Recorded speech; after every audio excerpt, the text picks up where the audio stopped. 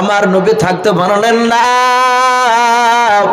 আমার নবী বাপ যে কোনো কথা শুনলে আমার বিশ্ব নবী আবু বকরকে না বলে থাকতে পারতেন না, কারণ এত নবীজির জানের বন্ধু ছিল, এত কাছের বাপজি বন্ধু ছিল আবু বকর। আমার বিশ্ব নবী আবু বকরের বাড়িতে চলে গেলেন, যার পর নবীজি সালাম দিয়ে দিলেন, আসসালামু আলাইকুম ওয়া রাহমাতুল্লাহি ওয়া বারাকাতুহু। আবু বকর বাপজি নবীজির গলার আওয়াজ পেয়ে দরজা খুলে দিলেন। আল্লাহর নবীজির বন্ধু আবু বকর বলে, নবী এসে বসর। আল্লাহর নবী বসে গেলেন। বিশ্ব নবী বলে, নগো জিবরিল ভাই শুনে নাও, কিছুক্ষণ আগে জিবরিল আলাইহিস সালাম আমার দরবারে এসেছিল, আমাকে বলেছে ওগো নবীজি আপনাকে আপনার বন্ধু আবু বকরকে মক্কা ছেড়ে মদিনায় চলে যেতে হবে। ওরে আমার আবু বকর, সেই কথাটা তোমাকে জানাতে এসেছে। আমার আবু বকর রাগ করলেন না বাবা, নবীর কথা শুনে হাসি মুখে বলছেন, নবী গো বলার কখন যেতে হবে? নবী আমি রেডি আছি। ও নবী আপনি যখন ডাকবেন সেই সময় আমি যাওয়ার জন্য তৈরি হয়ে আছে। আল্লাহর নবী বলেন, আবু বকর কবে যেতে হবে সেটা বলে না, এতটুক বলেছে যেদিন আল্লাহর অর্ডার হয়ে যাবে, হুকুম হয়ে যাবে, জিবরিল এসে আমাকে বলবে, আর সেই দিন আমি তোমাকে ডেকে নিয়ে চলে যাব। হযরত নবী আমার আবু বকরকে কথাটা বলে বাবা চলে গেলেন।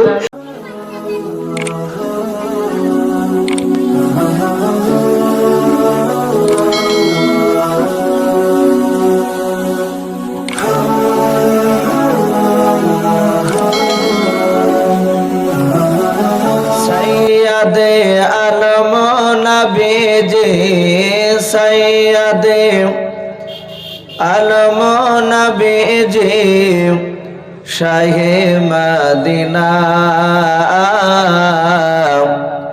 আর মদিনা যাইতে নবীজি হলেন রওয়ানা। সৈয়দে আলম নবীজি, সৈয়দে আলম নবীজি শাহে মদিনা, আর মদিনা যাইতে নবীজি হলেন রওয়ানা।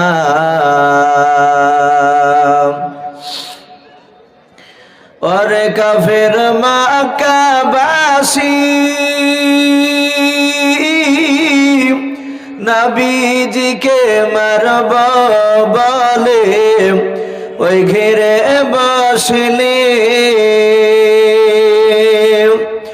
আমার নবীর পায়ের জোতার সমান, নবীর পায়ের জোতার সমান হতে পারবে না,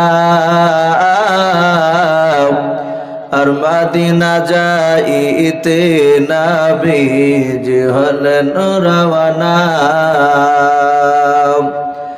সৈয়দে আলম নবীজি, সৈয়দে আলম নবীজি শাহে মদিনা, আর মদিনা যাইতে নবীজি হলেন রওয়ানা।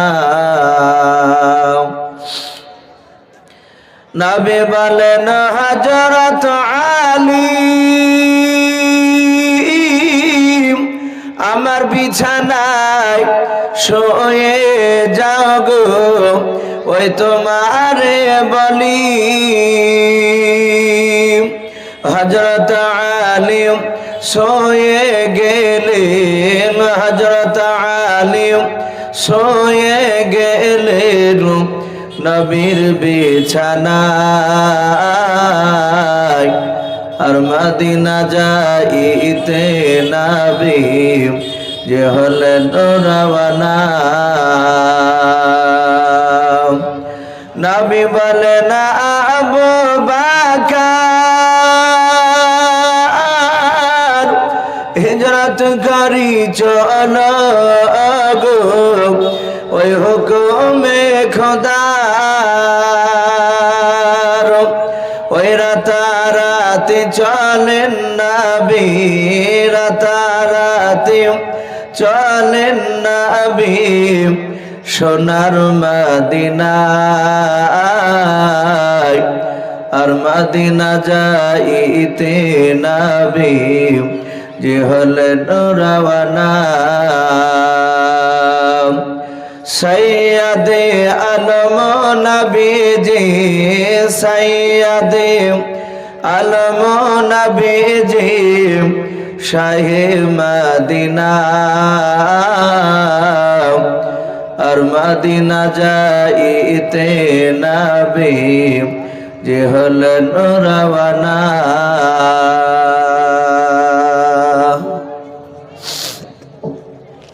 ভাই সবাই প্রাণ ভরে মহব্বতে আরেকবার উচ্চ আওয়াজে দুরূদ ইব্রাহিমটা আমার সঙ্গে পড়ুন আল্লাহুম্মা সাল্লি আলা মুহাম্মাদিন ওয়া আলা আলি মুহাম্মাদ কামা সাল্লাইতা আলা ইব্রাহিম ওয়া আলা আলি ইব্রাহিম ইন্নাকা হামিদুম মাজিদ আল্লাহুম্মা বারিক আলা মুহাম্মাদিন ওয়া আলা আলি মুহাম্মাদ কামা বারাকতা আলা ইব্রাহিম وعلى آل إبراهيم إنك حميد مجيد صلى الله تعالى عليه وسلم শ্রদ্ধেয় জানাও আজকের জালসা নির্বাচিত মনোনীত যোগ্যতম সভাপতি মহাশয় ও সম্মানিত আমন্ত্রিত উলামে কেরাম ও আমার সম্মুখের শ্রদ্ধেয় বা জ্যেষ্ঠ বাবা জীবনেরা আমার সমবয়স্ক সমাজস্য যুবক ভাইয়েরা পর্দার আড়ালের মা বোনেরা সকলকে জানাই আমার বুক ভরা ভালোবাসা সালাম আসসালামু আলাইকুম ওয়া রাহমাতুল্লাহি ওয়া বারাকাতুহু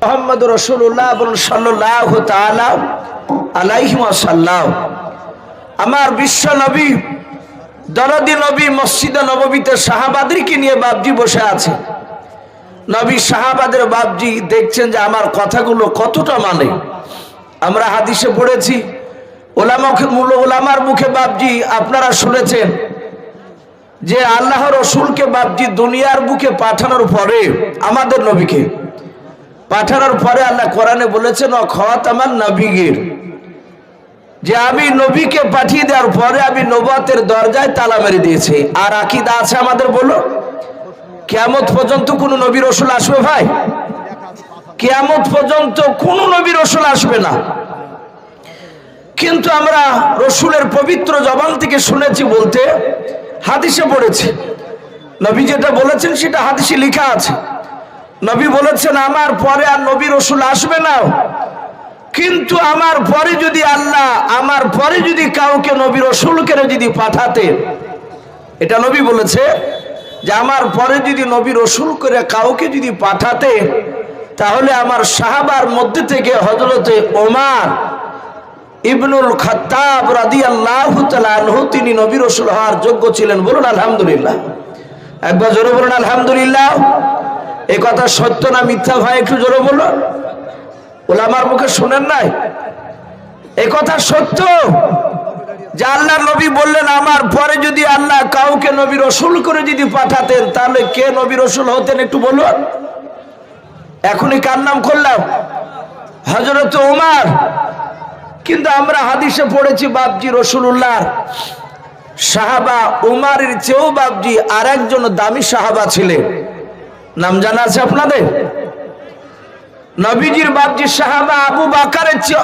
হযরত ওমরের চেয়েও আরেকজন দামি সাহাবা ওনার নাম আবু বকর সিদ্দিক রাদিয়াল্লাহু তাআলা আনহু আমরা জানি না এই আবু বকরের নাম রাসূল কেন বললেন না অথচ ওমরের চেয়ে দামি সাহাবা নবীজি আমার ওমরের নামটা নিলেন আবু বকরের কেন নাম নিলেন না আমার আবু বকর এত দামি আমার বিশ্বনবী বলেছেন আমার আবু বকর আমার সাথে যেদিন মক্কা থেকে মদিনায় হিজরত করে গিয়েছিলেন শুধু ওই রাত্রির লেখিটাও আমার বিশ্বনবী বলেন আমার আবু বকরের শুধু একটা রাত্রির লেখি যদি এক পাল্লায় দেওয়া হয় সারা জীবন কার নয় আর সারা পৃথিবীতে যত মানুষ আল্লাহ পাঠিয়েছেন, আগামীতে পাঠাবে, কিয়ামত পর্যন্ত সমস্ত উম্মাতির নেকি যদি অপর পাল্লা রাখা হয়, কার পাল্লা ভারী হবে? বাপ একটু জোরে বলো। হযরতে আবু বকর সিদ্দিক রাদিয়াল্লাহু তাআলা আনহুর বাপজি নেকির পাল্লা ভারী হয়ে যাবে। আচ্ছা, আবু বকর এমন কি কাজ করেছিলেন যে ওই রাত্রি নেকিটা এত দামি হয়ে গেল? কি এমন কাজ করেছিল নবীর কাছে? ভাইরা আমার, বাবা জীবনেরা, আল্লাহর নবী জনাবে মুহাম্মদুর রাসূলুল্লাহ সাল্লাল্লাহু তাআলা আলাইহি ওয়াসাল্লাম নবী আমার আবু বকরের ব্যাপারে এত খুশি হয়েছিলেন বাবা। আল্লাহর নবীকে জিবরিল আলাইহিস সালাম একলা দুইলাই মক্কা থেকে বাবা হিজরত করে মদিনাতে যাওয়ার পূর্বে 6 মাস আগে আবু বকরের কাছে এসে নাই নবীর কাছে জিবরিল এসে সালাম দিয়ে দিলেন, আসসালামু আলাইকা ইয়া রাসূলুল্লাহ ইয়া হাবিবাল্লাহ। আল্লাহর নবী সালামের উত্তর নিয়ে বলেন, ওগো জিবরিল ভাই, কি ব্যাপার, তুমি আমার কাছে হঠাৎ করে কেন চলে আসলে বলো? হযরতে জিবরিল আলাইহিস সালাম নবীজিকে ডাক দিয়ে বলেন, নবী গো, আপনি জন্ম নিয়েছেন মক্কায়? বলে হ্যাঁ। ও নবীজি, আপনাকে মক্কা লোকেরা সবাই মেনে নাই না? বলে না, মেনে নাই না। আল্লাহর নবী বলেন, ওরে আমার জিবরিল ভাই, তুমি তো ভালো করে জানো মক্কার লোকেরা আমাকে ধরে মারে। আমি কথা কলেমার দাওয়াত যখন দিতে যাই, তাবলীগ করতে গেলে বেঈমানরা ধরে ধরে মেরে আমার মাথা পর্যন্ত তারা ফেটে দেয়, রাস্তা দিয়ে গেলে নোংরা থুতু ফেলে দেয়। ও জিবরিল ভাই, তুমি কি বলতে চাও? বলো, নবী গো, আল্লাহর সময় হয়ে গেলে আপনাকে মক্কা ছেড়ে মদিনায় চলে যেতে হবে। ও নবীজি, শুধু আপনাকে একাই নয়, আপনার যে কাছের বন্ধু হযরত আবু বকর সিদ্দিক রাদিয়াল্লাহু তাআলা আনহু বলে যে না, ওই বন্ধু সাহাবা আবু বকরকে নিয়ে আপনাকে চলে যেতে হবে। আল্লাহর নবী বলেন, ওরে আমার জিবরিল ভাই, কবে যেতে হবে? আল্লাহ কবে হুকুম করেছেন বলো? ডাক দিয়ে বলেছিল, গো নবীজি, আমার আল্লাহ এতটুকু বলেছেন, হে আমার জিবরিল বন্ধু, যাও যাও, আমার হাবিবুল্লাহ আমার বন্ধুকে গিয়ে বলো গাও মক্কা ছেড়ে মদিনায় চলে যেতে হবে একদিন, কিন্তু কবে যেতে হবে সেই ডেটটা কিন্তু আমার আল্লাহ বলেন নাই। ওগো আমার নবীজি, যেদিন হুকুম হয়ে যাবে, আল্লাহ হুকুম করবেন, সেই দিন আমি আপনাকে সে ডেকে নিয়ে চলে যাব। আল্লাহর নবী জনাবে মুহাম্মদুর রাসূলুল্লাহ সাল্লাল্লাহু তাআলা আলাইহি ওয়াসাল্লাম বাবা কথাটা শোনার উপর জিবরিল আলাইহিস সালাম তিনি বলে অদৃশ্য হয়ে গেলেন। আমার নবী থাকতে পারলেন না। আমার নবী বাপজি কোনো কথা শুনলে আমার বিশ্ব নবী আবু বকরকে না বলে থাকতে পারতেন না, কারণ এত নবীজির জানের বন্ধু ছিল, এত কাছের বাপজি বন্ধু ছিল আবু বকর। আমার বিশ্ব নবী আবু বকরের বাড়িতে চলে গেলেন, যার পর নবীজি সালাম দিয়ে দিলেন, আসসালামু আলাইকুম ওয়া রাহমাতুল্লাহি ওয়া বারাকাতুহু। আবু বকর বাপজি নবীজির গলার আওয়াজ পেয়ে দরজা খুলে দিলেন। আল্লাহর নবীজির বন্ধু আবু বকর বলে, নবী এসে বসর। আল্লাহর নবী বসে গেলেন। বিশ্ব নবী বলেন, ওগো জিবরিল ভাই, শুনে নাও, কিছুক্ষণ আগে জিবরিল আলাইহিস সালাম আমার দরবারে এসেছিল, আমাকে বলেছে, ওগো নবীজি, আপনাকে আপনার বন্ধু আবু বকরকে মক্কা ছেড়ে মদিনায় চলে যেতে হবে। ওরে আমার আবু বকর, সেই কথাটা তোমাকে জানাতে এসেছে। আমার আবু বকর রাগ করলেন না বাবা, নবীর কথা শুনে হাসি মুখে বলছেন, নবী গো বলেন কখন যেতে হবে? নবী আমি রেডি আছি। ও নবী, আপনি যখন ডাকবেন সেই সময় আমি যাওয়ার জন্য তৈরি হয়ে আছে। আল্লাহর নবী বলেন, আবু বকর কবে যেতে হবে সেটা বলে না, এতটুক বলেছে যেদিন আল্লাহর অর্ডার হয়ে যাবে, হুকুম হয়ে যাবে, জিবরিল এসে আমাকে বলবে আর সেই দিন আমি তোমাকে ডেকে নিয়ে চলে যাব। হযরত নবী আমার আবু বকরকে কথাটা বলে বাবা চলে গেলেন। কিতাবে বাবজি পাওয়া যায়, হাদিসের কিতাবে পাওয়া যায়, আল্লাহর নবী জনাবে মুহাম্মদুর রাসূলুল্লাহ সাল্লাল্লাহু তাআলা আলাইহি ওয়াসাল্লাম বাবজি আবু বকরকে বলে থেকে গেলেন। এভাবে দিনের উপর রাত চলে যায়, আবার রাতের পর দিন চলে আসে, সপ্তাহ ঘুরতে ঘুরতে বাবা মাস এইভাবে এক নয় দুই নয় বাবা 6 মাস বাবজি আপনার পার হতে চলল। আমার বিশ্ব নবী দরদি নবী আমার জনাবে মুহাম্মদুর রাসূলুল্লাহ সাল্লাল্লাহু তাআলা আলাইহি ওয়াসাল্লাম বিশ্ব নবী আমার বিছানায় শুয়ে আছেন বাবা। লম্বা ঘটনা আমি বিস্তারিত বাবজি আপনাদের কাছে বলবো না। হযরত জিবরিল আলাইহিস সালাম চলে আসলেন আল্লাহর রাসূলকে বাবজি রাত্রিবেলা সালাম দিয়ে বলল, নবী গো আপনি এই মুহূর্তে এখনই রাত্রিবেলায় মক্কা থেকে মদিনায় চলে যান। আল্লাহর নবী বলেন, জিবরিল ভাই কেন যেতে হবে? বলে নবী নিজে চোখে আপনি দেখতে চান। বলে কি দেখাবে? নবীর হাতখানা ধরে নিয়ে বাবা আগিনা উঠোনে বাবজি নিয়ে গিয়া ডাক দিয়ে বলেন, নবী গো চারিদিকে লক্ষ্য করে দেখুন একলাই দুইলাই 6000 বেঈমান মুশরিক কাফেরের বাচ্চারা ও নবীজি আপনার বাড়িকে ঘেরাও করে আছে। নবী আপনি এখনই বেরুলে আপনাকে জবাই করে দিবে। ও নবী আপনি এই মুহূর্তে আপনি চলে যান।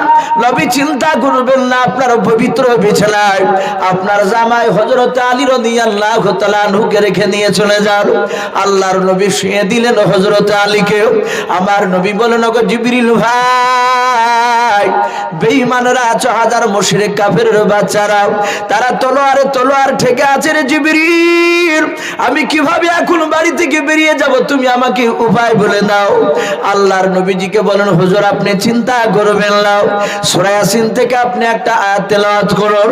এক মুষ্টি বালি নেওয়ার পর ফু দিয়ে আপনি কাফেরদের চোখের দিকে ছুঁড়ে দেন। আপনি যাহাতে কাফেরের চোখের দিকে বালিগুলো ছুঁড়ে দিবেন, সব বালিগুলো সব কাফেরদের বাবা চোখের ভেতর ভরে দেওয়ার দায়িত্ব আমার আল্লাহ নিয়ে নিয়েছে। বালি বাপজি আপনার ছেড়ে দিলেন, কাফেরদের বাপজি চোখে গিয়ে বালিগুলো ভরে গেল। আল্লাহর নবীজি বাপজি বেরিয়ে যাচ্ছেন, জিবরিল আলাইহিস সালাম বাবা হাতখানা ধরে হযরতে আমার বিশ্ব নবীকে নিয়ে গিয়া বেঈমান আবু জেহেল আর আবু লাহাব যে তলোয়ার ঠেকেছিল বাবা ওদের সামনে দিয়ে বিশ্ব নবী মেরে চলে গেলেন। জিবরিল আলাইহিস সালাম তিনি অদৃশ্য হয়ে গেলেন। আমার নবী সোজা দৌড়ে গিয়ে হযরত আবু বকর সিদ্দিক রাদিয়াল্লাহু তাআলা আনহুর বাড়ির দরজায় গিয়ে বাবজি আস্তে করে সালাম দিলেন, আসসালামু আলাইকুম ওয়া রাহমাতুল্লাহি ওয়া বারাকাতুহু। আমার নবী বলেছেন, ওগো আমার সাহাবারা শুনে নাও, যখন তোমরা কোনো অপর ভাইয়ের বাড়িতে যখন যাবা তোমরা বাড়ির দরজা সালাম দিবা, এমনকি নিজের বাড়িতে গেলে তোমরা সালাম দিয়ে দেবা। আল্লাহর নবী যে সালাম দিয়ে দিলেন, হযরতে জিবরিল আলাইহিস সালাম না বাবা আবু বকর বাড়ি থেকে সালামের উত্তর দিয়ে দিলেন। আল্লাহর নবী আস্তে করে ডাক দিয়ে বলেন, আবু বকর। মুফাসসিরিন کرام লিখেছেন পুরা আবু বকর নামটা বাবজি বের হয় না, শুধু আবু বকর নাম বলেছেন বাবা। সঙ্গে সঙ্গে আবু বকর লব্বাইক রাসূলুল্লাহ বলে হাজির হলেন। বলুন সুবহানাল্লাহ। নবীজি অবাক। হযরত আবু বকর শুধু লব্বাইক বলে বাবজি সামনে দাঁড়িয়েছে তা নয়, একদম পরিপিটি হয়ে আছে, মাথার পুটলা বাবজি একটা নিয়ে রাসূলকে বলছে, নগো নবী আমি রেডি, আপনি বলুন আপনি আমাকে কেন ডাকলে? যদি এখনই যেতে হয় তাহলে রাসূল বলুন আমি এখনই রেডি হয়ে আছি। আমার বিশ্ব নবী হযরত আবু বকর সিদ্দিক রাদিয়াল্লাহু তাআলা আনহুর বাবজি আপনার দৃশ্যখানা দেখে নবীজি বললেন, ওগো আবু বকর, ও আবু বকর তুমি কি রাত্রি ঘুমাও না? আবু বকর বলছেন, হুজুর আমি ঘুমিয়েছিলাম না। বলে আবু বকর তুমি কি জানতে আজকে রাত্রির বেলায় আমি তোমাকে সে ডাক দিব? আবু বকরের দুই চোখের কোনা দিয়ে পানি ঝরছে আর বলছে, নবী আমি জানতাম না। বলে আবু বকর তাহলে তুমি পুটলা মাথায় করে নিয়ে ঝাঁপ দিলে, ব্যাপারটা কি বলো? আবু বকর বলে, নবীজি শুনে নেন, এক নাই দুই নাই, নবী 6 মাস পূর্বে বলেছিলেন আবু বকর তোমাকে আমাকে মক্কা ছেড়ে মদিনায় চলে যেতে হবে। ও নবীজি খোদার কসম করে বলে সেই দিন থেকে নবী আমি প্রতিদিন ইশার নামাজ আপনার পেছনে আমি পড়ে আসতাম। আসার পর যা যা লাগবে, বিদেশ যেতে গেলাম, মক্কা থেকে মদিনা যেতে গেলাম, ও নবীজি সন্ধ্যাবেলা নাই এসার পর আমি পোটলা থেকে বেঁধে নিতাম। ওই পোটলা ভারী আমি একাই উঠাতে পারতাম না। আমার বেবি রুম্মা আর আমার কলিজার টুকরা দুটো বেটে আসমার হযরত আয়েশা, দুই বেটি আর আমার বিবিকে বলতাম পোটলাটা আমার মাথায় তোমরা একটু তুলে দাও। ওরা তারাবির নাই, এশার নামাজ পড়ে আসতাম, ওরাও নামাজ পড়তো। পোটলাখানা আমার মাথায় তুলে দিত নবী গো। ওই পোটলা মাথায় করে নিয়ে দরজার গুড়িতে পিঠ লাগিয়ে দাঁড়িয়ে থাকতাম। কানটা শুধু দরজার বাইরের দিকে দিতাম, যেন কানের আওয়াজটা, আপনার আওয়াজ যেন আমার চোখে কানে চলে আসে। ও নবীজি আমি ঘুমাই নাই, আমি হয়তো ঘুমিয়ে থাকবো, আপনি আবু বকর আবু বকর করে ডাক দিবেন, আর বেঈমানরা হয়তো আপনার আওয়াজ কানা শুনে নেবে। ওগো নবীজি আমি হয়তো একটাকে সাড়া না দিতে পারলে বেঈমানরা আপনাকে ধরে ফেলবে, আপনাকে মারবে।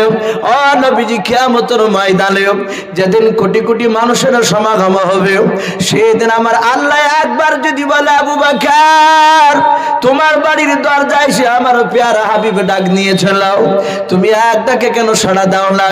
নবী গো এই কারণে সেই দিন জবাব দিতে পারবো না, তাই আমি সারা রাত ফজর পর্যন্ত দাঁড়িয়ে থাকতাম। জোরে বলুন সুবহানাল্লাহ। ও নবী মসজিদে মুয়াজ্জিন যখন আযান দিত, আসসালাতু খায়রুম মিনান নাওম, যখন আপনার মসজিদে যখন আযান দিত, সেই সময় ও আল্লাহর নবীজি আমি তাড়াতাড়ি কি করতাম, পুটলাটা রেখে দিয়ে আবার নামাজের জন্য দৌড়াতাম। আল্লাহর নবী বলেন আবু বকর আর কথা বলা যাবে না, পেছন দিক থেকে বেঈমানরা ধাওয়া করেছে আমাকে, আমাদের দুজনকে ধরতে পারলে মারবে। এই আবু বকর চুপি চুপি রাত্রিবেলা তুমি চলো। আল্লাহর নবী বলেন আবু বকর আমার সাথে যেতে শুরু করলাম। বেশ অনেকটা দূর লক্ষ্য করে দেখলাম আমার আবু বকর একবার দেখে ডান দিকে থাকে, আবার দেখে রাস্তা যেতে যেতে আমার আবু বকর ডান দিক থেকে বাম দিকে চলে যায়। আবার লক্ষ্য করে দেখে আমার আবু বকর ডান দিক থেকে বাম দিকে দাঁড়িয়ে শুধু থাকে না, আবার কিছুটা যাওয়ার পর আবু বকর সামনের দিকে চলে যায়।